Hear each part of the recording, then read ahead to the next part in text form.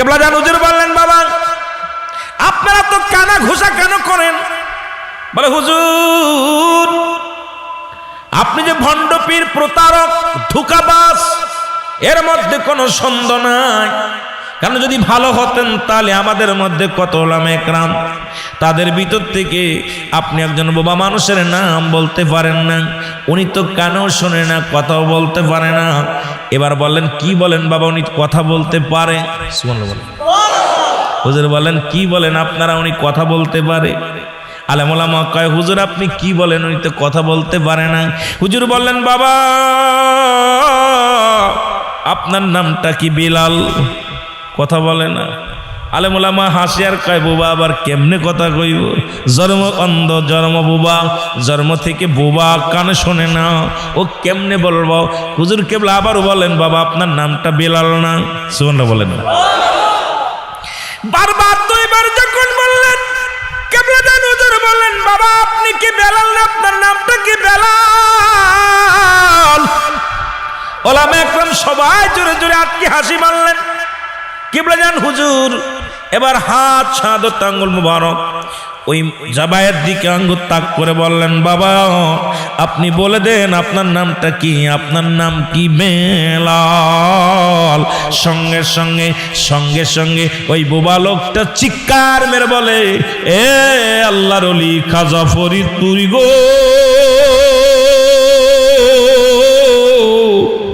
এ আমার জাকির ভাইরা, আমার আমি হুজুরের, আপনারা সবাই অধিকাংশ বিশ্ব জাকির মঞ্জিলের মুরিদ, ঠিক কিনা? কেবলাজান হুজুরের প্রথম জীবনের একটা কথা বলে আমি আলোচনা শুরু করব। যেহেতু তরিকাতের ভাইরা আছেন, আমি গুনাহগার, ছোট্টবেলা থেকে বিশ্বলির কদমে মুরিদ হয়েছি, আসার সুযোগ হয়েছে, মুরিদ বুঝতাম না। তবে ছোট্ট ক্লাস 1 থেকে বিশ্ব জাকির মঞ্জিলে দয়ালের কদম মুবারক একাধিকবার চুমো করার সুযোগ হয়েছে, একাধিকবার দেখার সুযোগ হয়েছে। বাবা আপনারা অনেক পুরন জাকের, আমার বাবার দেখা মুরিদ। এখানে হাতে গোনা অনেক জাকের আছেন যারা এত দূর থেকে নারায়ণগঞ্জ 2500 থেকে যাইয়া কেবলাজান হুজুরের কদমের মধ্যে আপনারা পাগলের মতো খেদমত করতেন। কেবলাজান হুজুর প্রথম আসলেন দরবারে, এ দুনিয়ার মুসলমান, প্রথম জীবনে যখন আসলেন কালেমার দাওয়াত দিতে লাগলেন। ঈদুল আজহায় আগমন করলেন, প্রথম ঈদুল আজহায়, প্রথম ঈদটা হলো ঈদুল আজহার ঈদ। ঈদের মুসল্লি ছিল মাত্র 3 জন। কয়জন? কয়জন মুসল্লি? 3 জন। ঈদের জামাতের মুসল্লি 3 জন, ঈদের জামাতের মুসল্লি 3 জন। শুরু করলেন হুজুর, যেখানে কোনো গরু জবাই করা হতো না, গো জব করা, হত্যা, গো হত্যা বড় মহাপাপ ছিল। তৎকালীন জামানায় মুসলমান ওই ফরিদপুরের জমিন, ওদের গায়ে 88 জমিনে কেবলাজান হুজুর আসলেন। দলে দলে তখনকার মানুষেরা চাউল ডাউল নিয়ে, তেল নিয়ে, বাজান্ডে যত ফসল হতো, ফল নিয়ে 88 দরবারে মাথায় করে, হাতে করে নিয়ে দরবার শরীফে চলে আসতেন। প্রথম জীবনের কথাগুলো বলি, ভালো করে শুনে নেন। এবার মানুষগুলো নিয়ে নিয়ে চলে আসতেন। এটা দেখে তৎকালীন জামানায় কিছু হাবি কাঠমৌলবী বাবারা, ওরা এটা পছন্দ করতে পারে নাই, মনে বড় দুঃখ। তারা 88 দরবারে একটা কারখানা খুলে নিছে, গরু নিয়ে যায়, ছাগল নিয়ে যায়, ডাউল নিয়ে যায়, তেল নিয়ে যায়, গাছের ফলটা ধরলে নিয়ে যায়, পেয়ারা ধরলে নিয়ে যায়, চাউল মাথায় করে নিয়ে যায়। এটা যে কোনো কায়দায় বন্ধ করতে হবে, না হয়তো 88 ঠেকানো যাবে না। এলাকার মধ্যে সমস্ত মৌলানারা, সমস্ত আলেম ওলামারা বিদ্রোহী ঘোষণা করলেন, 88 দরবারে কোনো কিছু নেওয়া যাবে না। 88 দরবারে, ওই হুজুরের দরবারে চাউল নেওয়া যাবে না, ডাউল দেওয়া যাবে না, কোনো কিছু নিয়ে যাওয়া যাবে না। আল্লাহু আকবার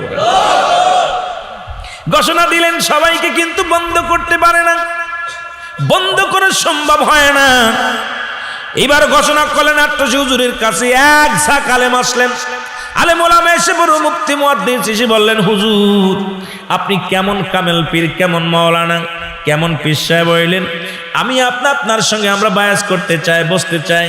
আপনি যদি আমাদের প্রশ্নের জবাব দিতে পারেন তাহলে আপনাকে আমি মুরিদ, আপনাকে আমি পীর বলে মেনে নিব। এলাকার যত আলেম ওলামা আছে সবাই আপনাকে পীর বলে মেনে নিব এবং আপনার অনুকরণ অনুসরণ করব, নতুবা আপনার কোনো কথাই মানব না।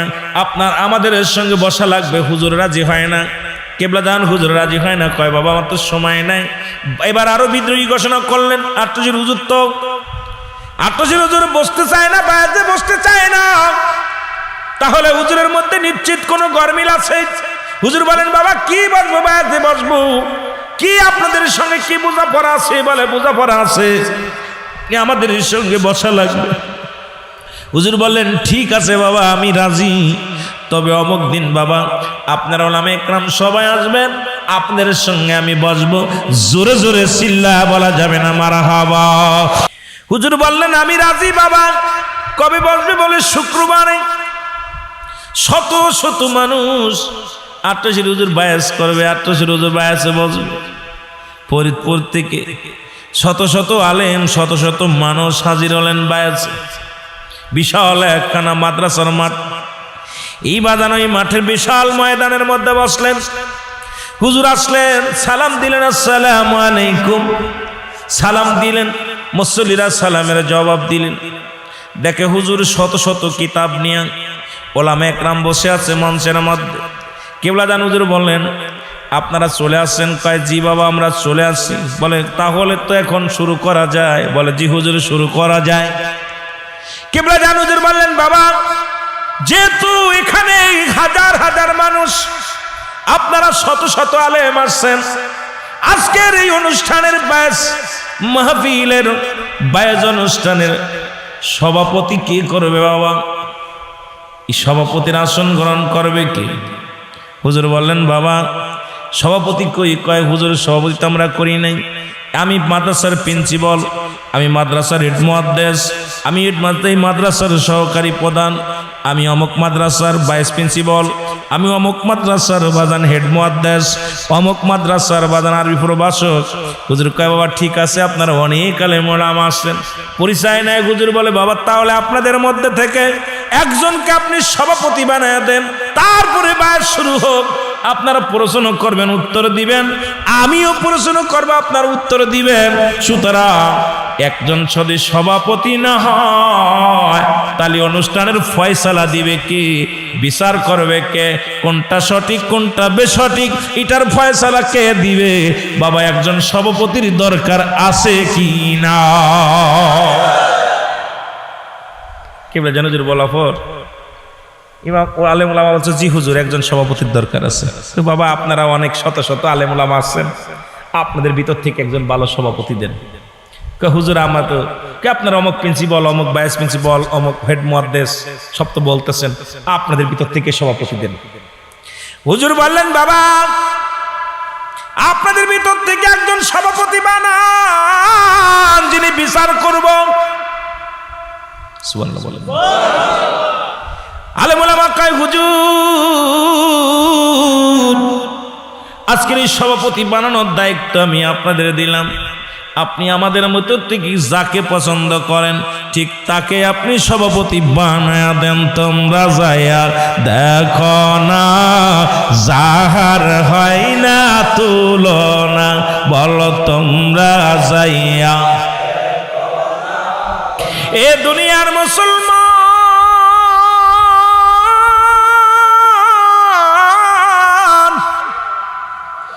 কিবলাদান হুজুরকে হুকুম দিলেন হুজুর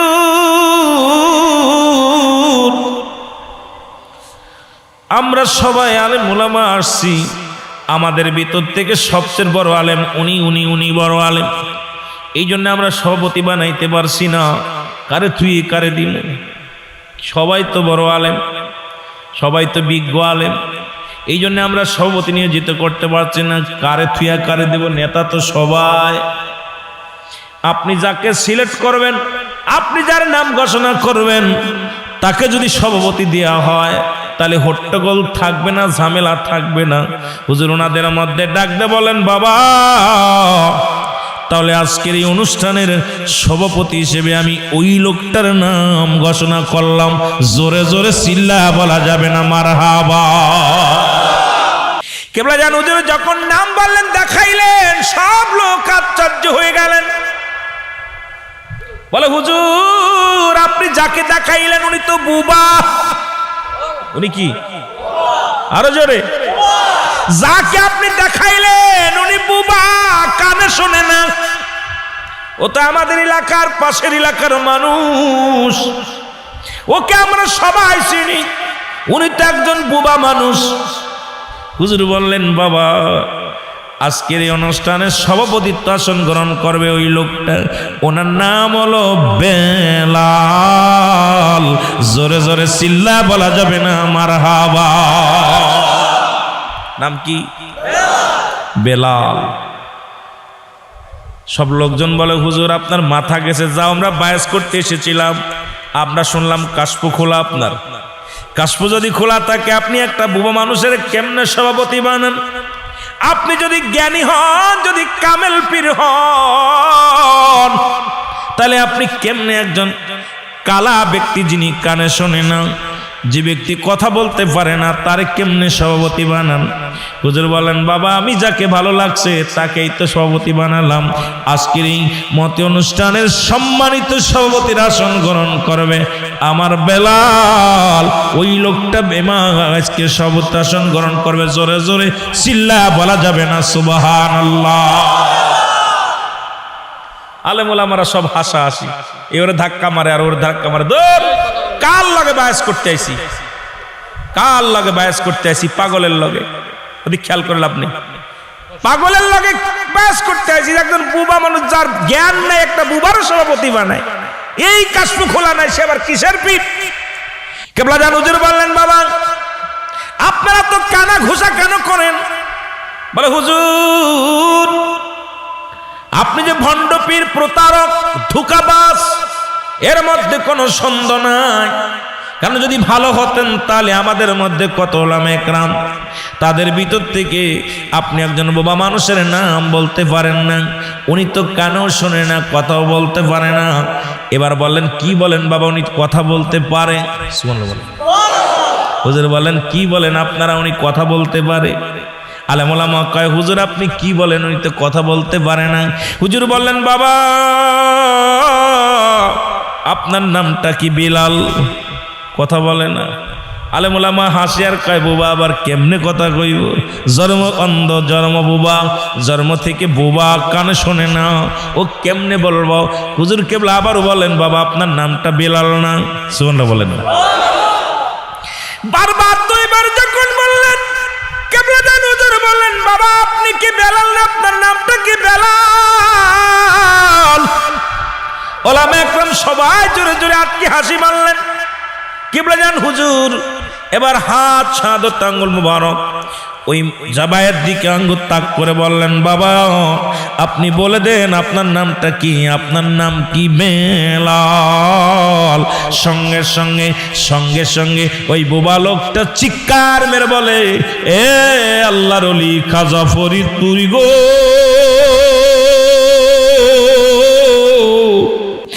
আমার নাম হলো বেলাল। জোরে জোরে চিল্লা বলা যাবে না মারহাবার। তোমরা যাইয়া দেখো না বাবার প্রেমের নমুনা, হায় হায় তোমরা যাইয়া।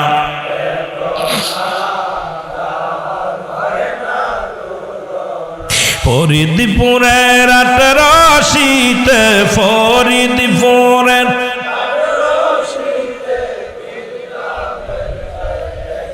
আর পীর কামেল সে একজনা, তোমরা যাইয়া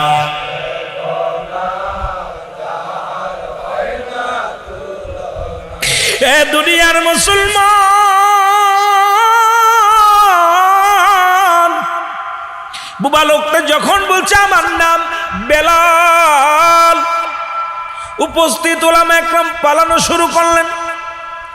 ওই এলাকা থেকে কাঠমৌলবীরা, যারা কেবলাজান হুজুরের দুশ্মন ছিলেন, গুটি গুটি পায়ে পালা গেলেন। এবার হুজুর সবাই, কিছু কিছু লোক হুজুরের কদমে লুটায় বলেন, কিছু কিছু ওলামা একরাম বলে হুজুর এত এতদিন যে ভুল করেছি আর নয়, একটা মিনিট আর বিদ্রোহী করতে চায় না। আপনি যে কামেল পীর, আপনি যে কামেলে মোকাম্মেল, তার মধ্যে কোনো সন্দেহ নাই।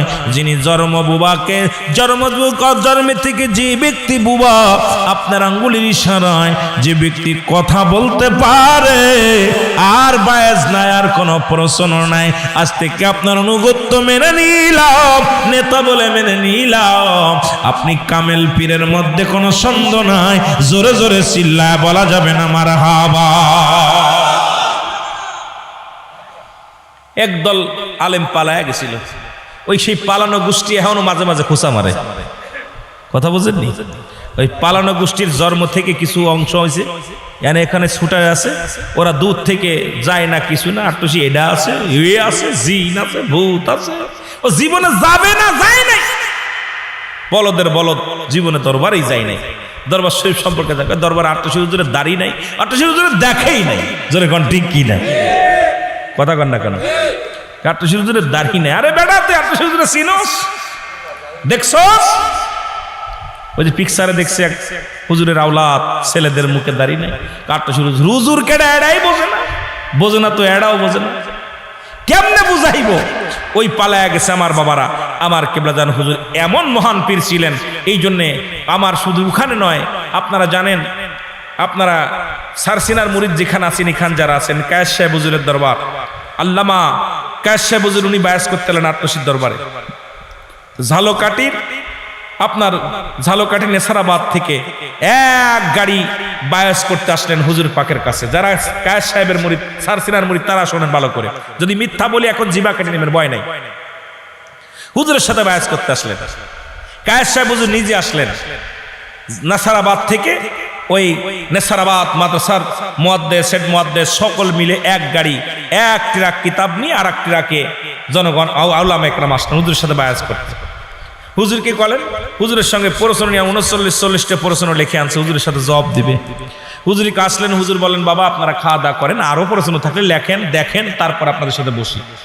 বসা পর কেদে পরে 3 দিন পরে, 2 দিন যখন সময় গেছে, 2 দিন পরে তারা চোখের পানি ছেড়ে বলতেছে, হুজুর আমরা যে প্রশ্নগুলো করছিলাম আমাদের সব উত্তর হয়ে গেছে। হুজুর বলেন, কে উত্তর দিছে বাবা? কয়, হুজুর আমরা যে প্রশ্নগুলো করছিলাম সব উত্তর আমরা পেয়ে গেছি। পৃথিবীর মধ্যে যদি কোনো ব্যক্তি কামাই করে পীর হয়, সাধনা করে পীর হয়, সে আর কেউ নাই, খাজা বাবা সৈয়দ আল্লামা ফরিদপুরি। জোরে বলেন সুবহানাল্লাহ, আরো জোরে বলেন। আমি ঘোষণা নাই, কই সাসিনার জমিনে বড় মাহফিলে 3 দিন ব্যাপী যে জলসা হয়, বিশাল মাহফিল, ওরস মাহফিল হয়, সেই মাহফিল আল্লামা কায়েস সাহেব হুজুর কেবলা উনি উনার মাইক দিয়া, জবান দিয়া বলে গেছে, তোমাদের কাছে অনুরোধ করি, আমার মুরিদ যারা, আমি অনুরোধ করি, খবরদার আটটুসির বিরুদ্ধে কখনো কথা বলবা না। আটটুসির পৃথিবীর মধ্যে যদি কোনো ব্যক্তি আদায় করে, কামাই করে, আল্লাহকে ভালোবেসে যদি যেন কোনো ব্যক্তি পীরত্ব পেয়েছে কুলামি করে, সে আর কেউ নয়, খাজা ফরিদপুরের মধ্যে কোনো সন্দেহ। আরো জোরে বলেন। আমার কথা না বাবা, যদি এই কারো মুরিদ থাকে তার জিগান, মিথ্যা হইলে ওখানে ফোন দেন, আমাকে ধরবেন। সুতরাং সেই পীরের দরবারের মুরিদের সঙ্গে এলাকার মধ্যে অনেকেই সমালোচনা, বস্তুর পরিচয় পাবেন না। এই জন্যে বাবা, এই জন্যে আপনাদেরকে বুঝতে হবে, তারপরে সমালোচনা করতে হবে। মহব্বতে দুরূদ শরীফ পড়ুন, আল্লাহুম্মা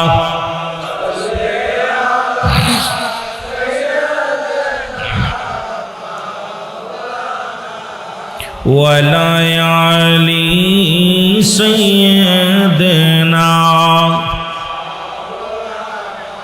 এই আমার মহর নসিবে কখন কেউ তো জানি না, আমার মহর নসিবে। এই আমি চলে যাব, আমায় তোমরা ভুইলা যাইও না, আমি চলে যাব, আমায় তোমরা। আমার মহর নসিবে কখন কেউ তো জানি না, আমার মহর নসিবে। একটু মহব্বতে বলেন, আমার মহর নসিবে কখন কেউ তো জানি। এই আমি চলে যাব, আমায় তোমরা ভুইলা যাইও না, আমি চলে যাব, আমার মহর নসিবে কখন কেউ তো জানি না, আমার মহর নসিবে।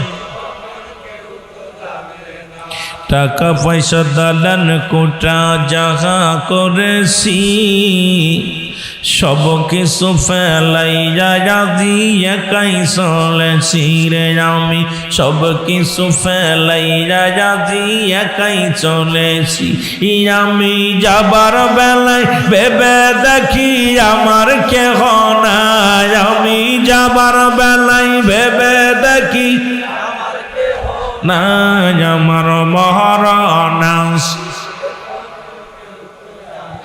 এ দুনিয়ার মুসলমান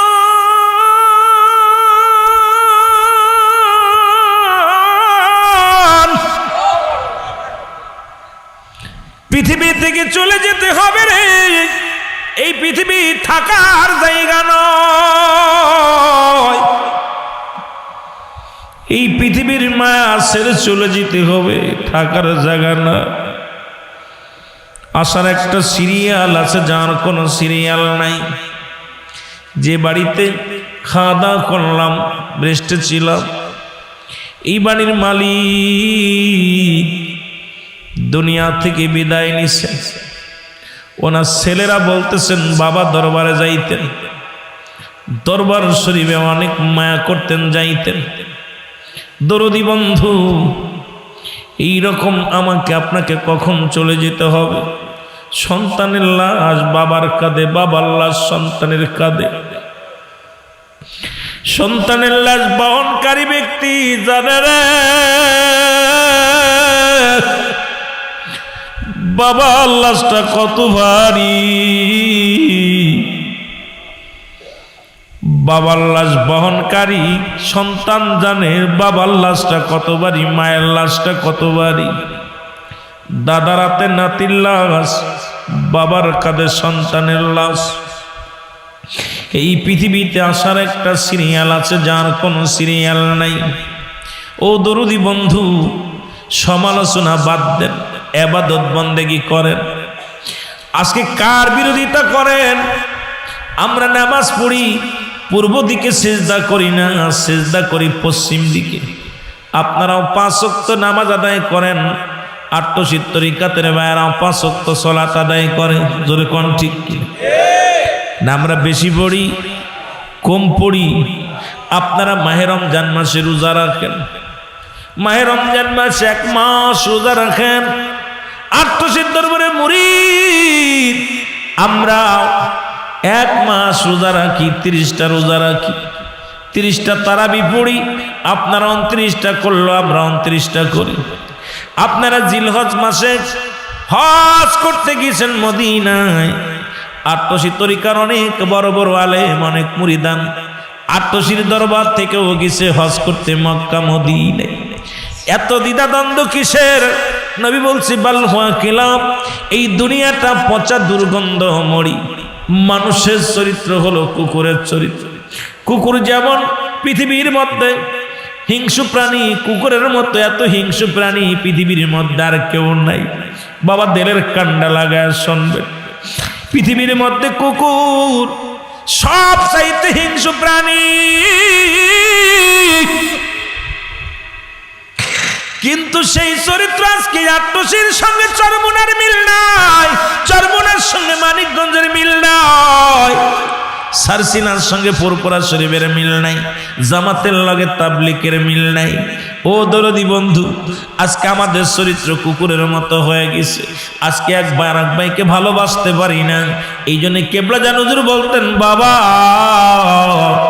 নিজের আপন ভাইয়ের চাইতে 70 গুণ মহব্বত করবেন আর এক মুসলমান ভাইকে দিন ইসলামের ভাইকে আজকে সেই ভালোবাসা কোথায় গেল আজকে কারুর লগে কারুর মিল নয় বাবা এই জন্য নবীজি বলছে বাল হুয়া কিলাব ভালো করে জেনে নেন ভালো করে শুনে নেন পচা দুর্গন্ধ মরি দুনিয়াটা পচা দুর্গন্ধ মরি মানুষের চরিত্র কুকুরের মতো একটা মরি যদি কুকুরে পায় দেখবেন কাউকে ভাগ দিবে না সে একাই ভোগ করতে চায় অন্য সাথী ভাইদেরও দিব না একাই ভোগ করবে তার ধারণা নাই এত বড় একটা গরু সে খাইতে পারবে না ও মুসলমান কাক একটা সংগঠিত প্রাণী গো কাক যদি একটা মরি পায় এই 2500-এর জমিনে কা কা করে আরো তার জাতি ভাইদের খবর দেয়, একসাথে হইয়া কেউ চোখ খায়, কেউ লেজ খায়, কেউ পেট খায়, বাগাবাগি করে খায়। কাকের চক্ষু লজ্জা আছে কিন্তু কুকুরের চক্ষু লজ্জা নাই। আজকে মুসলিম জাতির জুতার বাড়ি ঠেকানো সম্ভব নয়। কেবল বাড়ি শুরু হয়েছে, কেবল জুতার বাড়ি শুরু হয়েছে, বন্ধ হবে না। কারণ মনের হিংসা দূর করো। আমার কথা কে কোন পীরের মুরিদ দেখার সময় নাই। আজকে যদি এক ভাই আর এক ভাইকে বুকে নিয়ে চলতে পারতাম, পৃথিবীর ক্ষমতা নাই এই আলেমদের বেইজ্জতি করা, পীর সাহেবের বেইজ্জতি করা। কারণ আজকে আমাদের ক্ষমতার লোভে, সংবাদনের চেয়ারের লোভে, এই গদির লোভে আজকে জুতার বাড়ি কপালে হয়। জোরে জোরে চিল্লায় বলেন ঠিক কিনা? রাগ করেন? আমার কথা না নবীজির কথা? বাল্লুয়া কেলাফ। আজকে কাকের মতো সংগঠিত যদি হতো মুসলমান, মুসলিম জাতি যদি কাকের মতো সংগঠিত হতো গো, পৃথিবীর কোনো শক্তি ছিল না মুসলমানদের গায়ে হাত দিয়ে কোন জাতির বাদানে আঘাত করার ক্ষমতা ছিল না। আজকে কে কোন পীরের মুরিদ দেখার সময় নয়। আজ থেকে ভাই ভাই মিলিয়া, কাঁধে কাঁধ মিলিয়া চলি। কোন মুরিদের পীরের দূরত্ব করা, পীরের তো গায়ে হাত দেওয়া তো দূরের কথা, মুরিদের গায়ে হাত দেওয়া সম্ভব হবে না। জোরে বলেন ঠিক কিনা? দেখেন না আজকে কোথাও মিল নাই। সরমুনার মধ্যে মিল নাই, সারসিনার মধ্যে মিল নাই, তাবলিগ জামাতে সেখানেও মিল নাই। বিশাল জামাত হতো তাবলিগে, এখানেও ভাগাভাগি। আমলিকের মধ্যে শান্তি নেই, এখানেও ভাগাভাগি। বিএনপির মধ্যে শান্তি নেই, ভাগাভাগি। জামাতের মধ্যেও ভাগাভাগি। আমার বাবারা সব জায়গা ভাগাভাগি। যেরকম ঠিক কিনা? এটা কিসের জন্যে জানেন? ওই বাল্লুয়া কেলাপ। রাগ করবেন না, ভালো করে বুঝ জানিয়েন, তারপরে আমার বিরুদ্ধে অ্যাকশন নেবেন। না বুঝা কথা বলবেন না, না বুঝা। আমি মিথ্যা বললে বলবেন হুজুর আপনি রং করছেন। কারণ সবার সম্পদের লোভী দুনিয়া, এই দুনিয়া ধরে ফেলেছি। কারণ সব চাইতেছে দুনিয়া, দুদিনের দুনিয়া, এই দুনিয়ার পিছে লাগছে। জোরে বলেন ঠিক কিনা? আহারে খোদার বান্দা, কার প্রেমে আসো বান্দা, একদিন হবে আন্দার ভাবে বোঝা যায়। টাকা পয়সা জমিদারি পায়া সুন্দর নারী, করতাস বাহাদুরি এই দুনিয়ায়। উল্লাস করিয়া প্রেম ভুলে গেলে খুদার নাম, না করিলি নিজের কাম শেষে হবে কি উপায়? না করিলি নিজের কাম শেষে হবে কি উপায়? আহারে খোদার বান্দা, কার প্রেমে আসো বান্দা, একদিন হবে আন্দার ভাবে বোঝা যায়। ঠিক কিনা? একদিন হবে আন্দার, হবে দুনিয়াটা। দুনিয়াটা বন্ধুরে আমার ওদিকে যাইতেছিলাম, দেখেন না কোথাও মিল আছে? ভাই ভাই মিল নাই, সন্তানের সঙ্গে বাবার মিল নাই, ভাইয়ের সঙ্গে ভাইয়ের মিল নাই, আছে মাল লাগে মায়ের মিল নাই। কথা কন না কেন? না আপনাদের লেখা আছে স্বামীর লগে স্ত্রীর ভালো সম্পর্ক নাই, স্ত্রী সন্দেহ করে স্বামীরে, স্বামী সন্দেহ করে স্ত্রীরে। কথা কয় না? শেষ জামানা। নবী এমনি বলে নাই বাল্লুয়া কেলাফ। এইটার পর ওয়াজ করলে তো রাত শেষ। কথা বুঝলেন? কারোর লাগে কারোর মিল নাই। দুনিয়ায় এমন ভাবে গ্রাস করে ধরেছে আমাদেরকে, আপনাদেরকে এমন ভাবে ধরেছে। ও মুসলমান, এই জন্যে কার টুপি লম্বা, কার টুপি গোল, কার পাঞ্জামি বড়, কার পাঞ্জামি ফাড়া, ওই সব বন্ধ করেন। দাড়ি কতটুক রাখবেন মাপার সময় নাই, মিসাক করার সময় নাই। এখন ঐক্যবদ্ধ, সকল ঐক্যবদ্ধ হতে হবে কালেমার জন্যে, মদিনাওয়ালার প্রেমের জন্যে। এক বাক্যে পড়ে নিছি লা ইলাহা, নাই কোন ইলাহ ইল্লাল্লাহু এক আল্লাহ ছাড়া, মুহাম্মাদুর রাসূলুল্লাহ সাল্লাল্লাহু আলাইহি ওয়াসাল্লাম। এই কালেমা পড়ে ময়দানে নামেন, মিসাক ধরলে বন্দুকের মতো লাগবে, এর মধ্যে কোনো সন্দেহ নাই। জোরে জোরে বলেন ঠিক কিনা? সাহাবীরাও একসময় যুদ্ধের ময়দানে মিসাক ধরছে, কাফের বেঈমানরা দেখছে বিশাল বিশাল বড় বড় বন্দুক তাক করছে, কিন্তু দেখা গেছে রাসূল সাল্লাল্লাহু আলাইহি সাল্লাম বড় মিসাকে যে এক হাত মুঠো হাত দেড়হাম মিসাকগুলো হাতের ভিতর ধরে এইভাবে ধরছে। এদিকে কাফের বেঈমানরা চিন্তা করছে বন্দুক তাক করছে, পালাইছে ময়দান ছেড়ে। সুবহানাল্লাহ বলেন না? একতা ছিল, শান্তি ছিল, ইসলাম ছিল তাদের মধ্যে। আর আমাদের মধ্যে আসছে খালি দুনিয়া, কোনভাবে বাড়ি করব, গাড়ি করব। আরে দুদিনের দুনিয়া, 60 বছরের জিন্দেগি, 50 বছরের জিন্দেগি শুধু সুদ, ঘুষ, জিনা, ব্যভিচার, অন্যায় করেই চলছি। মরণের ভয় নাই, জোরে বলেন ঠিক কিনা? আমার ভাইয়েরা, আমার বন্ধুরা, আমার আমি যে কথা বলতেছিলাম, আপনারা নামাজ পড়েন কোন দিকে? ওই আপনাদের কিবলা কোন দিকে? কিবলা কোনটা? শরীয়তের কিবলা হলো কাবা, জাকিরানদের শরীয়তের কিবলা হলো কাবা। কথা কয় না? আপনারা পশ্চিম দিকে নামাজ পড়েন, আমরা পূর্ব দিকে। কতক্ষণ কত? আপনার রোজা রাখেন দিনে, আমরা রাখি রাত্রে। আপনারা কুরবানি করেন জিলহজ মাসের 10 তারিখে, আমরা করি 30 তারিখে। কথা কয় না? রমজান মাসে রোজা রাখেন 30টা, আমরা রাখি 2টা। কতক্ষণ? আপনারা তারাবি পড়েন 20 রাকাত, আমরা পড়ি 1 রাকাত। কথা কয় না? তাহলে দ্বন্দ্ব কিসের? দ্বন্দ্ব কিসের?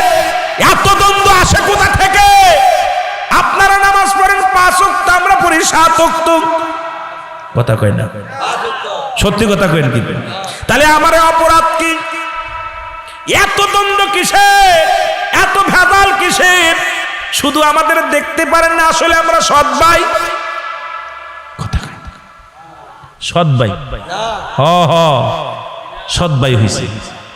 ও বন্ধুগণ শুনে নেন, আজকে ইহুদি খ্রিস্টান চিরশত্রু মুসলিম জাতির, ওদিকে আমাদের নজর নাই, ওদিকে আমাদের খেয়াল নাই। আমরা গোতাগুতি করি, ফায়দা লুটে নেয় ওরা। জোরে বলেন ঠিক কিনা?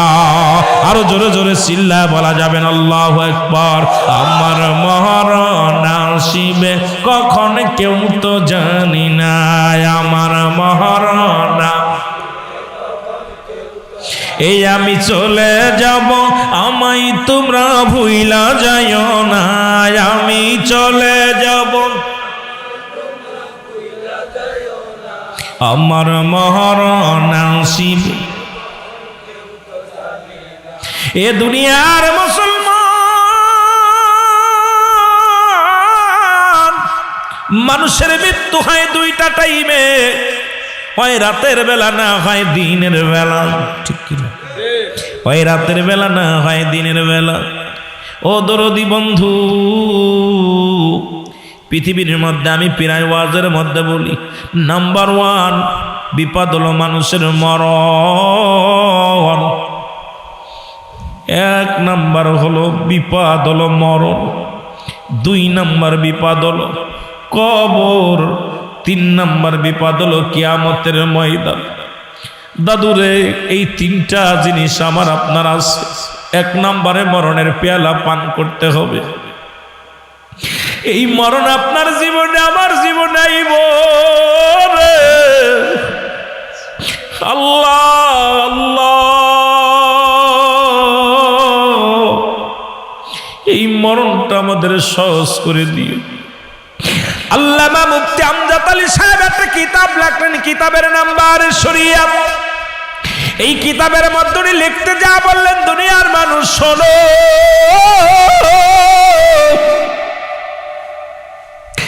সবচাইতে আরামদায়ক মৃত্যু, সবচাইতে সহজ মৃত্যু, মায়ের বুকে দুধ খাইতে খাইতে সন্তান যেমনি ঘুমায় যায়,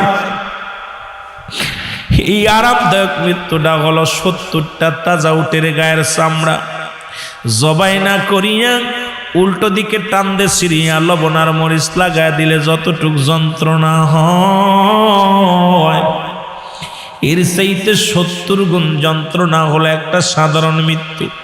সাধারণ মরছেন আপনি, কেমন মরা মরছেন? সেই মরণটা হলো দুধ পান করতে করতে মারা গেছেন, গমের ঘরে মারা গেছেন, অ্যাক্সিডেন্ট করে মারা গেছেন, নামাজগত মারা গেছেন।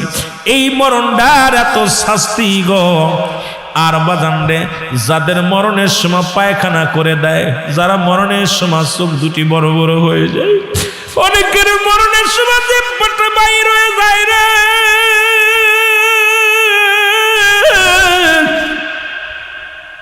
এদের মরণটা কত কঠিন হয়। সহজ মৃত্যু যদি এত কঠিন হয়, তাহলে কঠিন মৃত্যুটা কত কঠিন রে বাবা। এই মরণের পেয়ালা পান করতে হবে। দেখবেন মরণের সময় অধিকাংশ মুর্দার পায়খানা করে দেয়, জিহ্বাখানা বাইর হয়ে যায়, চোখ দুটি বড় হয়ে যায়। ইমাম সাহেব হুজুর এসে ডাকতে বলে, ও প্রতিবেশী রে, আদরের ছেলেরে ডাক দে, বলো ও ছেলে, তোর বাবার চোখটা বন্ধ করে দে। তোর বাবা পায়খানা করে দিছে, মোছায়া দে। প্রতিটা অধিকাংশ শতকরা 70% মানুষ মৃত্যুর সময় পায়খানা করে দেয়। কত কষ্টে জানডা বাইর হয়, এই মরণের পেয়ালা পান করতে হবে, এর মধ্যে কোনো সন্দেহ নাই। জোরে জোরে চিল্লা বলা যাবে না আল্লাহু আকবার। এ দুনিয়ার মুসলমান, এখান থেকে বাঁচা সম্ভব নয়। আমার নবী ডাকতে বলে, আজরাইল রে,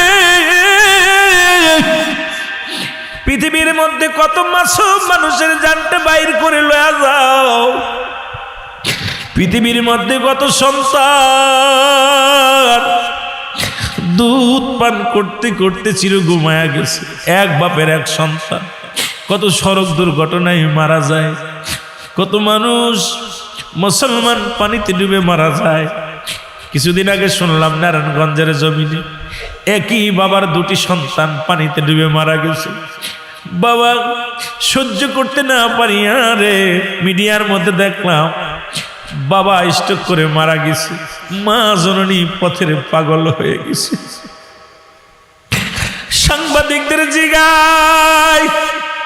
সাংবাদিকরা জিগায় মেয়েটাকে, ওই মহিলাকে জিগায়, মা তুমি এমন পাগল হলে কেমনে? শুধু স্বামীর নাম, বাচ্চা দুটির নাম বলে। এ দুনিয়ার মানুষ, এমন সন্তান এরা দুনিয়া থেকে বিদায় হয়ে গেছে। আমার নবী ডাক দিয়ে বলে, আজরাইল, দুনিয়ার মধ্যে জান কবজ করতে আসিয়া তোর কি ভালো লাগে? তোর কি কষ্ট হয় না? মায়ের বুক থেকে সন্তান নিয়ে যাও, স্বামীর বুক থেকে স্ত্রীরে নিয়ে যাও, স্ত্রীর বুক থেকে স্বামীরে নিয়ে যাও, মায়ের কোল থেকে ভাইকে নিয়ে যাও, বাবা মাকে এতিম বানায় চলে যাও। পৃথিবীর মধ্যে তোমার কি কষ্ট লাগে না? বলি ইয়া রাসূলুল্লাহ, ইয়া হাবিবাল্লাহ, দুনিয়ার মধ্যে দুইটা মানুষের জান কবজ করতে যায় চোখের পানি ধরে রাখতে পারি নাই। দুইটা মানুষের জান কবজ করতে যায় আমি নবী গো, আমি সহ্য করতে পারি নাই, চোখের পানি ধরে রাখতে পারি নাই। আমার নবী ডাক দিয়ে বলে, আজরাইল, সেই দুটি লোকের নাম তোমার মনে আসেনি? বলি ইয়া রাসূলুল্লাহ, ইয়া হাবিবাল্লাহ, এক নাম্বার নবী গো, এক নাম্বার, একদিন সমুদ্রের মধ্যে একটা লোকজন যখন জাহাজে করে যাইতেছিল, হঠাৎ ঘূর্ণিঝড় বড় তুফান হলো। ইয়া রাসূলুল্লাহ, ইয়া হাবিবাল্লাহ, ওই তুফানের মধ্যে সব মানুষগুলো মারা গেলেন। ওই তুফানের মধ্যে একজন গর্ভবতী মহিলা, একটা সন্তান ডেলিভারি হলো। এই সন্তানটা একটা তক্তার উপরে বেঁচেছিল, মা দুনিয়া থেকে বিদায় হয়ে গেল। ওই সন্তানের পাশে দাঁড়ায়া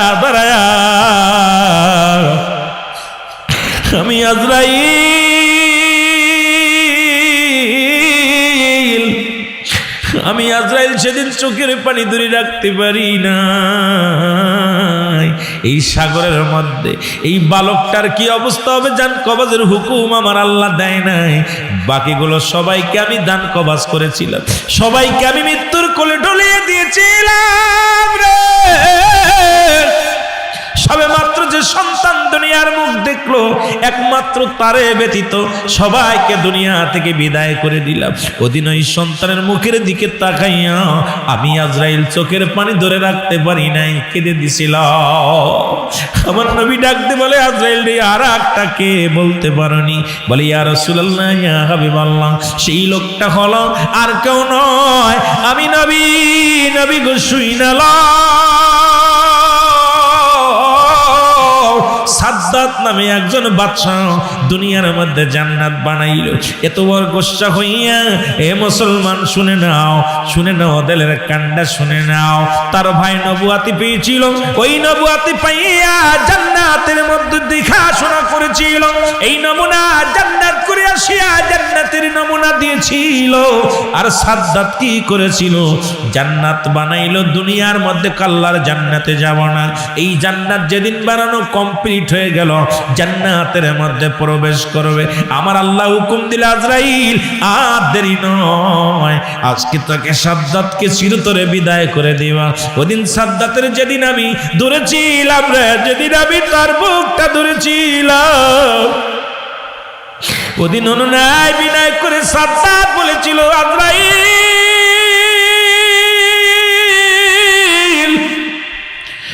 আজরাইল অতি শখ করে দুনিয়ায় জান্নাত বানাইলাম, একটিবার দেখার একটু সুযোগ করে দে, একটিবার আমি দেখব। আমার নবী কয়, তখন কি করেছিলে?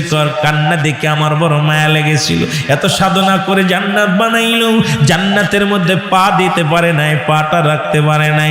আমি তার সঙ্গে সঙ্গে জানটা কবাজ করেছিলাম। ওদিন আমার ভালো লেগেছিল না, খারাপ লেগেছিল, চোখের পানি ছেড়ে দিছিলাম। আমার নবী কাজরাইলে, এই দুটি লোকটা কি তুমি চেনো? কয় হুজুর আমি না।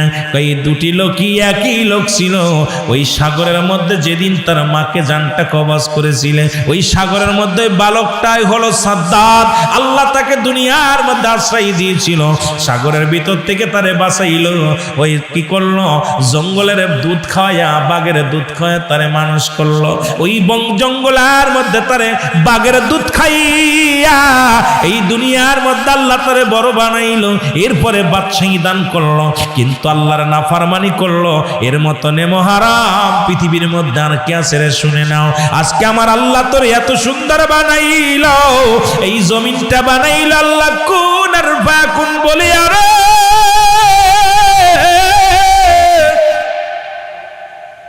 এই জমিনটা আমার আল্লাহ বানাইল, এই আসমান আমার আল্লাহ বানাইল, ফেরেশতা আল্লাহ বানাইল, আপনাকে আমার আল্লাহ বানাইল। এই জমিনটা আল্লাহ বানাইল কুন আর ফায়াকুন বলিয়া, আসমান বানাইল আল্লাহ কুন আর ফায়াকুন বলিয়া। আদরের ফেরেশতারা যারা সদা সর্বদাই আল্লাহর প্রেমে পাগল, যারা আল্লাহর তাসবিহ পড়ে, এদেরও বা ফেরেশতাদের বানাইলেন কুন আর ফায়াকুন বলিয়া।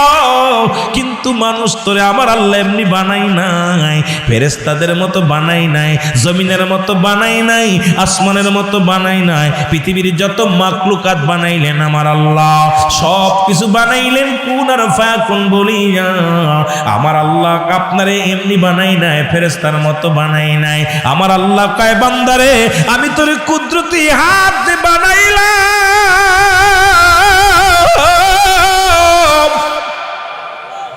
বান্দারে তোরে আদর করে বানাইলাম, তোর মুখটা কত সুন্দর বানাইলাম, তোর চোখ দুটি কত সুন্দর বানাইলাম, নাকটা কত সুন্দর বানাইলাম, কপালখানা কত সুন্দর বানাইলাম রে বান্দা। ও বান্দা, তোরে আদর করে বানাইলাম। আমি আল্লাহ তোর হুকুম দিয়ে বানাই নাই, শুধু রহমতের হাত দিয়া, কুদরতি হাত দিয়া তোরে বানাইলাম। যখন ওই কপালখানা মাটির জমিনের মধ্যে সিজদায় পড়ে লুটায়া দিস রে বান্দা, এই মুখটা কত সুন্দর বানাইলাম। এই গাল দে যখন আল্লাহ বলে ডাক দিস রে বান্দা, ও বান্দা এই কানটা কত সুন্দর বানাইলাম, কান্দে যখন আমার জিকির শুনবি রে বান্দা।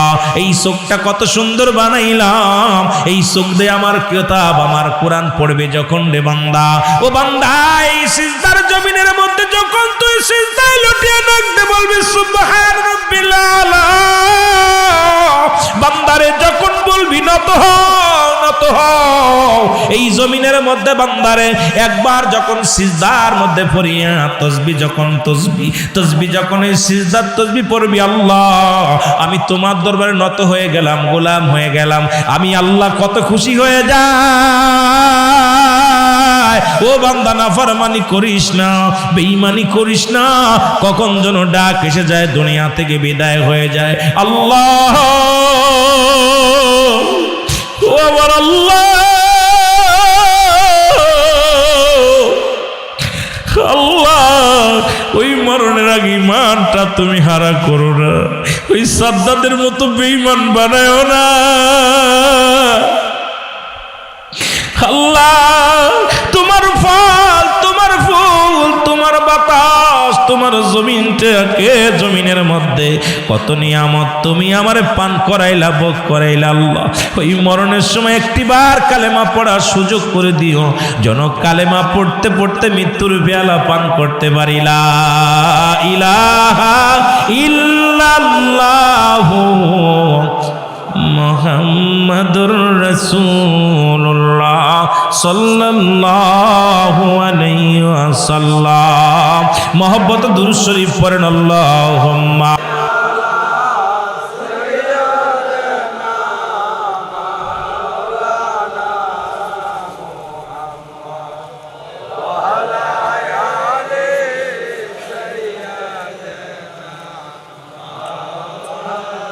আল্লাহ আল্লাহ।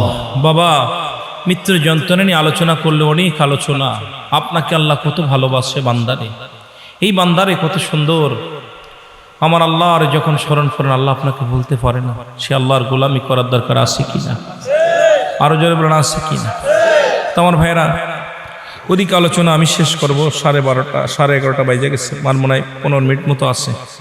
12টার আগে ছাড়ার দরকার, যেহেতু আমাদের তরিকাতের নিয়ম যত বড় প্রোগ্রাম হোক না কেন 12টার আগে কমপ্লিট। তা আমি ছেড়ে দেবো, আর বেশি কষ্ট দিব না আপনাদেরকে। তবে আমরা জিকির করলাম, জিকির আমাদের জিকিরকা নিয়ে ব্যঙ্গ করে বেশি। জিকির সাধারণত দুভাগে বিভক্ত, একটা জাহিরি একটা বাতিনি। একটা জাহিরি জিকির, একটা বাতিনি জিকির। জাহিরিটা স্পষ্ট জিকির আল্লাহ আল্লাহ, বাতিনি জিকিরটা আবার না আপনার চুপে চুপে দেখবেন। বাতিনি জিকিরটা হলো তো আপনার দুইটা জিকির, একটা হলো সরিয়ে ভালো করে খেয়াল করবেন, জিকির দুভাগে বিভক্ত। একটা জিকির শব্দের অর্থই স্মরণ করা, সুবহানাল্লাহ বলেন না? আরো জোরে বলেন। জিকির করলাম, এই জিকিরটা আবার দুভাগে বিভক্ত, একটা জাহিরি একটা বাতিনি। জাহিরি জিকিরটা স্পষ্ট জিকির, আর বাতিনি জিকিরটা চুপে চুপে। এই জাহিরিটা স্পষ্ট আল্লাহ আল্লাহ জিকির, বাতিনি জিকির আবার চুপে চুপে, দেখেন না ঠটকাল নড়ে না, চুপ করে বসে বসে আল্লাহ আল্লাহ করে।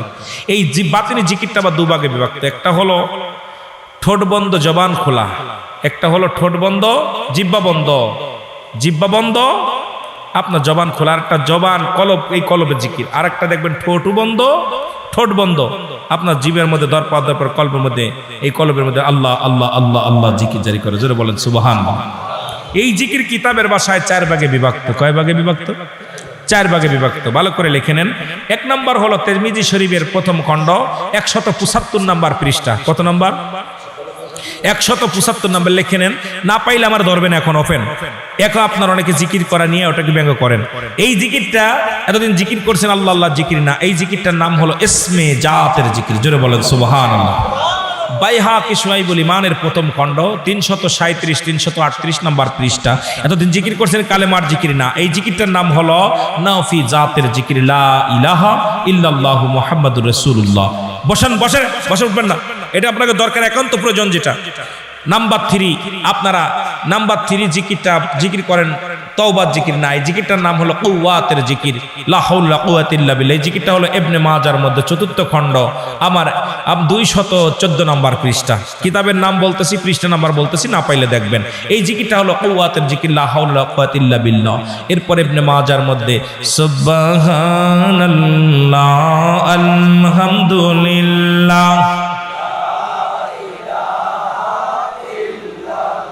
তাহলে বোঝা গেল 3টা জিকির। নাম্বার 1 হলো তিরমিজি শরীফের 175 নম্বর পৃষ্ঠা, 2য় খণ্ড 175 নম্বর পৃষ্ঠা। এই জিকিরটার নাম হলো ইসমে জাতের জিকির। 2 নম্বর বাইহাকি শুআইবুল ঈমানের প্রথম খণ্ড, এর মধ্যে 337 338 নম্বর পৃষ্ঠা কালেমার জিকির, যেটা আল্লাহ আল্লাহ লা ইলাহা ইল্লাল্লাহু মুহাম্মাদুর রাসূলুল্লাহ। 3 নম্বর হলো আপনার ইবনে মাজার মধ্যে, বাইহাকি শুআইব ইবনে মাজার মধ্যে 4th খণ্ড 214 নম্বর পৃষ্ঠা। এই পৃষ্ঠার মধ্যে জিকির করলে এতদিন জিকির করছেন তওবার জিকির না, এই জিকিরটার নাম হলো কুওয়াতের জিকির। সুবহানাল্লাহ বলেন না? আরো জোরে বলেন। এখন আমরা জিকির করি, জিকিরটা নিয়ে অনেকেই ব্যঙ্গ করে আমার বাবারা। আমরা জিকির করি আল্লাহ আল্লাহ আল্লাহ। আরো জোরে বলেন। এখন আমরা যখন আল্লাহ আল্লাহ বলি, অনেকের ধারণা তুমি হাত পা নড়ে কেন? এই যে হাত পা নড়ে, এটা নিয়ে অনেকেই ব্যঙ্গ করে। জোরে বলেন ঠিক কিনা? ব্যঙ্গ করে না? কথা বলেন। সবচেয়ে বেশি জিকির করে কোরআনের হাফেজ গুলো, যারা হেফজখানায় পড়ে। বিসমিল্লাহির রাহমানির রাহিম, ইন্নাল্লাযীনা ক্বালু রাব্বুনাল্লাহু সুম্মা ثم استقاموا تتنزل الملائكة ألا تخافوا ولا تهزنوا وابشروا بالجنة التي كنتم توعدون যেরকম ঠিক কিনা আমরা আল্লাহ আল্লাহ জিকির করলে দোষ ওরে জিগাইবেন তুই ঢুললি কেন কোরআন পড়তে কোরআন সামনে নিয়ে এই যে ঢুলতেছে এরাম এরাম কথা কন ঠিক কিনা ওটার ধরবেন আগে ঘাড়ে তিলে ঘাড়টা মুসরায় ধরে গায়ে বেটা তুই ঢুলিস কেন ও কইবে ভাই আমি ঢুলতেছি না আমার ঢুলাইতেছে কারণ কোরআনের ভিতরে এমন একটা মধু কোরআনের ভিতরে এমন একটা জাদু আছে যে মধু এই কোরআন এত মহব্বত এত প্রেম এত রহমত কোরআন পড়লে এমনি ঝুল এসে যায় সুবহানাল্লাহ বলেন আরো জোরে বলেন এবার কয় হুজুর এটা নাই মানলাম কিন্তু আপনারা জিকিরের সময় যে সামা বলেন গজল বলেন এটা কোন কিতাবে আছে এই কাঠমৌলবী হন এই জিকিরটা হলো এতদিন পুরা আমরা জিকির করি গজল গাই এটা যদি কোনো দলিল না পাই জীবনে কইতাম না রাসূলের দরবারে দুজন সাহাবী ছিল সদা সর্বদাই নবীকে নাচ শোনাতেন কবিতা আবৃত্তি করে শোনাইতেন গজল শোনাইতেন নাচ শোনাইতেন সেই সাহাবীদের নাম হলো আহসান বিন সাবিত নবীজির কদমে দুজন সাহাবী ছিল আলাদা নবীজি দুইটা খুতবা দিতেন একটা মেম্বারে বসে আর একটা মেম্বারে আহসান বিন সাবিত এই সাহাবী বয়া বয়া নবীরে কবিতা শোনাইতেন আবৃত্তি করে শোনাইতেন সুতরাং আমাদের দেশের কাঠমৌলবীরা কয় জায়েজ না রে মৌলবী কুতকন কিতাবে আছে জায়েজ না দেখতে চাই ঠিক কি না আমার বাবারা এটা গেল এইটা গেল এখন বলে গেল এটাও চলে গেল কয় এটাও মানি কিন্তু আমার দেশের ভাইয়েরা আপনারা মনে কিছু করেন না আমরা তো এরাম এরাম করি ওনাদের দোষ কিন্তু আমাদের চরমনা ভাইয়েরা আছে দেখবেন ইল্লাল্লাহ ইল্লাল্লাহ ইল্লাল্লাহ করে কি করে না কথা কন আমরা তো দোষ ধরতে যাই না এই যে জিকির করে মাথা ঢুলে কথা বলেন না কেন জিকির করে না লা ইলাহা ইল্লাল্লাহ এটাও জিকির জিকির শব্দের অর্থ স্মরণ করা সমস্ত ভাইয়েরা জিকির করে কিন্তু আত্মসিদ্ধ দরবারে আমরা যেই আল্লাহ আল্লাহ বলি ওনাদের কথা কন না কেন আমাদের কয় পাগল আবার কেউ দেখবেন লাফায়া গাছ হইতে চলে যায় জিকির করতে করতে পা উপর মোদি আসমানের দিকে পা মাথা নিচে মোদি আরে বাবা কেমনে কাশফুল আল্লাহই জানে এখানে কোনো ফতোয়া নাই জোরে কোন ঠিক কি না আল্লাহ বুঝার তৌফিক দান করুন জোরে বলেন আমিন আরো জোরে বলেন বুঝার তৌফিক দান করুন জোরে বলেন আমিন জিকির করবেন জিকির দাঁড়ায়া বইয়া শুইয়া সর্বলাতে কি জিকির করবেন আল্লাহর জিকির করেন কার জিকির জোরে বলেন কার জিকির আল্লাহর জিকির রাজি আছেন তো জোরে বলেন রাজি আছেন জিকির করবেন আমার দাদু ভাইরা এটা গেল অনেক কথা বলতে হয় বলার সময়ও নাই শেষ করব আমাদের আত্মসিদ্ধ মাহফিলে বয়ান শেষে যে মাওলানা সাহেব দাঁড়ায় যে কিয়াম করি এটার মধ্যে একটা ফতোয়া আমরা কেন দাঁড়ায়া কিয়াম করি সুন্দর কথা বলছেন ফতোয়ার কিতাব সেটা হলো আমাদের কিতাব না ফতোয়ায়ে দেওবন্দের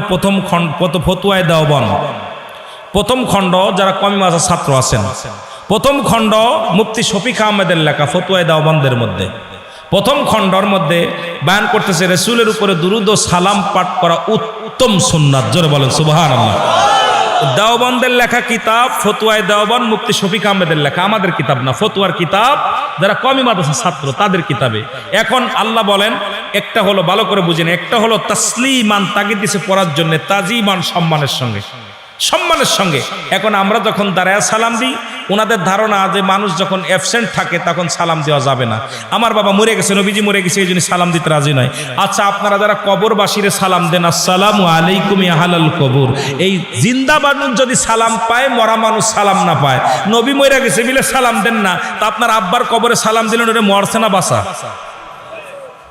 কথা কয় না কেন কবরের পাশে যখন দাঁড়ায় সালাম দেন কথা বলেন নাই আমি তো কিন্তু এটা নিয়ে প্রথম কথা শুরু করছি ও কিন্তু এটা বিষয় নিয়ে আলোচনা করছে এনা আপনি ছিলেন না উনি আমার আগের বক্তা উনি এই বিষয় নিয়ে আলোচনা করেছেন যদি আপনার বাবা মা যদি কবরে মরে গেলে যদি সে সালাম পায় আসসালামু আলাইকুম উত্তর দিল কেন বেটা মরা মানুষ সালাম পায় কথা কন নবী মইরা গেছে বিলা নবী সালাম আলাইকা নবীর উপরে সালাম আমরা দিতে নাজায়েজ বলি হারাম বলি ওই কাঠমৌলবী কিন্তু তুই যে গোরস্থানে দাঁড়া সালাম দিলি বাবা তোর আব্বা মা দাদা দাদি এলাকার মানুষ যারা মরে গেছে ঘুষখোর সুদখোর মরে গেছে ওইটা তো মরচটের সালাম দিলি কোন মসলায় কথা কয় না এই জন্যে আমাদের দেশে কয় হাদিস মানি হাদিস ছাড়া মানতে রাজি না আরে মৌলবীরা হাদিস যদি মানিস তাহলে আমার নবীজিও তো বিয়ে করছে 14টা তুই বিয়ে করবি 14টা কথা কয় না কথা কয় না কেন? হাদিস ছাড়া কিচ্ছু মানি না। আরে মৌলবি হন, যদি হাদিস মানিস, তোর হাদিসই মানিস, তাহলে বালা কইরা হন রে বাবা। কি তা কইতাম রে, আমার নবীজির জানাজায় তো তোর মতো এইরকম হাজার হাজার মানুষ শরীক হয়ে জানাজা কেউ পড়ে নাই। তোর জানাজা এত মানুষ কেন? কথা কয় না কেন? নবীর জানাজায় কিরম হাজার হাজার মানুষ হয়েছিল? কথা কয় না কেন? কোন ফতুয়াই পাইলি? কোন ফতুয়াই পাইলি? এখন একদম হাজার হাজার মানুষ মাইকিং কইরা দাঁড়ায় জানাজা পড়লি। নবীরে দাঁড়াইলে দাঁড়ায় নামাজ পড়িস, দাঁড়ায় খুতবা পড়িস, খুতবার মধ্যে দুরূদ শরীফ আছে না? কথা বলেন, মিলাদ আছে না? দাঁড়ায় খুতবা দিস, সেখানে যায়স। দাঁড়ায় নামাজ পড়িস, সেখানে যায়স। খালি নবীরে দাঁড়াইয়া নবী সালাম আলাইকা দিলে দোষ। আল্লাহ বলে ইন্না নিশ্চয় ইন্নাল্লাহ আল্লাহ ইউসাল্লিনা, আমি পড়েছি আল্লাহ নবী আমার নবীর উপরে। ইয়া আইয়ুহাল্লাযিনা আমানু, যদি বলতি ইয়া আইয়ুহান নাস, নাস শব্দের অর্থ মানুষ, এই জন্য মানুষ পড়বে না, পড়বে ঈমানদাররা। ইয়া আইয়ুহাল্লাযিনা আমানু, ঈমানদার বিশ্বাসীরা, সাল্লু আলাইহি ওয়া সাল্লিমু তাসলিমা, দুরূদ ও সালাম পাঠ করো আমার নবীর উপরে। কেমনে পড়ো? গ্রামার যারা পড়তে পারো, একটা হলো তাসলিমান তাকবীর দিছে, আর একটা হলো তাজিমান, সম্মানের সঙ্গে। সুবহানাল্লাহ বলেন, আরো জোরে। চাকরি করো, ম্যানেজ, মসজিদের সভাপতির সামনে 3 ঘন্টা দাঁড়ায় থাকো, মসজিদের সেক্রেটারি 3 বার স্যার কও। কথা কন না কেন? কোন নবীর কোন সাহাবীরা ইমামতি করে টাকা নিছে আমার দেখাও। কথা বলেন না কেন? তুমি তো ইমামতি করে টাকা নাও, বাড়ি বাড়ি খাও, এরপরে দেখা যায় যে বাড়িতে খাও ঘুষখোর সুদখোরের খানা খাও, বাড়ি বাড়ি যে খাও, তোমার দেল মরে গেছে। আমার বাবারা আর আত্মশীর বিরোধিতা করো, আর নবীদের বিরোধিতা করো। কোন সাহাবী তোমার মতো বাড়ি বাড়ি 30 দিন খাইছে? কথা কয় না কেন? 30 দিন 30 বাড়ি খাইছে? কথা কন। হাদিয়া যেই কম হয়ে যায়, কয় কি করেন? কয় ওই মসজিদে কি করি, খেদমত করি। 1 মাসের বেতন বন্ধ করে দিবেন, 2য় মাস আর পাবেন না তারে। কথা কন না কেন? তাহলে বোঝা গেল আমরা মালের কাছে বিক্রি হয়ে গেছি। আমাদের মুখে যদি রাসূলের বিরোধিতা করে বলি, আমার বাবা নবী আমাদের বিষয় হলো হাদিস উম্মতের জন্য প্রযোজ্য নয়, নবীর সুন্নাত উম্মতের জন্য প্রযোজ্য। যারা বলেন ঠিক কিনা? হাদিস উম্মতের জন্য প্রযোজ্য নয়, নবীর উম্মতের জন্য প্রযোজ্য নবীর সুন্নাত। ঠিক কিনা? তাহলে তোমরা এটা মানবা, সব মানবা। নবীজি তাকবীর 3 তাকবীরও পড়ছে, 4 তাকবীরও পড়ছে, 6 তাকবীরও পড়ছে। আমি মাসলায় দেখলাম 2 তাকবীর, 3 তাকবীর, 4 তাকবীরে 6 তাকবীরও পড়ছে। এখন একটা মানবা, একটা মানবা না, একটা মানবা, একটা মানবা না। ঘটনাটা কি? তোমার পক্ষে যেটা যাবে সেটা মানবা, বিপক্ষে যেটা যাবে সেটা মানবা না। এটা তো হবে না। জোরে বলেন ঠিক কিনা? আমার ভাইয়েরা, নবীকে তাজিম করবেন, সম্মান করবেন। আল্লামা জারিউন রাদিয়াল্লাহু তাআলা একটা হাদিস শরীফ দেখলাম, নবীজির হযরত কায়েস বিন মানে এখানে মানে এক সাহাবী নাম ছিল হযরত কায়েস রাদিয়াল্লাহু তাআলা। উনি নবীজির কদম মুবারক যাইতেন। উনি বলতেছেন যে আমরা যখন রাসূলের কদম মুবারক যাইতাম, আমরা রাসূলকে দেখার সঙ্গে সঙ্গে আমরা নেমে যেতাম। নেমে নবীজিকে তাজিম করতাম, সম্মান করতাম। নবীজিকে দাঁড়ায়া নবীজিকে দেখার মদিনা আমরা এমনকি নবীজি ইন্তেকালের পরও আমরা যখনই মক্কা থেকে মদিনায় গেছি, মদিনা থেকে মক্কা আসছে, আমরা সঙ্গে সঙ্গে নবীজির সম্মানে আমরা যখন রওজা জিয়ারত করে নবীর সঙ্গে সঙ্গে দাঁড়ায় গেছি, নামে গেছি। কিন্তু আমাদের দেশের ভাইরা, এমন কিছু আলেম ওলামা আসলো, আজকে সমাজ দেখেন খালি কুরআন মিলাদ কিয়াম ভুল ধরে না, এখন কুরআনেরও ভুল ধরতেছে। কুরআনের মধ্যে ভুল আছে, নাউজুবিল্লাহ বলেন না। এতদিন তো এইটা দেখছেন, এখন কুরআনের ভুল ধরতেছে। আমাদের দেশে দেখছেন না, আমাদের যে এ দেখ কানা রাজ্জাক বিন ইউসুফ, উনি লেখছেন চেয়ার টেবিলে খাওয়া যায় নাই, আবার দেই উনি বসে বসে খাচ্ছে। মিথ্যা না সত্য? না মিথ্যা বলছি? উনি লেখছে পায়খানায় বসে সালাম দেওয়া যায়, বন্দি হাঁকতি বসে আনেও নাকি সালাম দিতে হবে। হাগু দিচ্ছে, এখানেও সালাম। নাউজুবিল্লাহ বলেন না। এই সমস্ত ফতোয়াবাজ সমাজের মধ্যে শেষ জামানা। যারা আট্টশির মুরিদ, হুজুর বলে গেছেন, কথাটা মনে রাখবেন। হুজুর বলছে বাবা, শেষ জামানায় হাতের উপরে আগুন রাখা যাবে, ইমান রাখা যাবে না। ঠিক সেই জামানা এসে গেছে।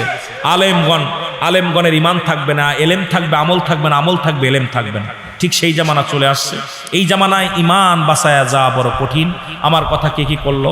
ইমানটাকে তাজা করেন, রাসূলকে ভালোবাসেন। রাসূলকে ভালোবাসার নামই হলো ইমান।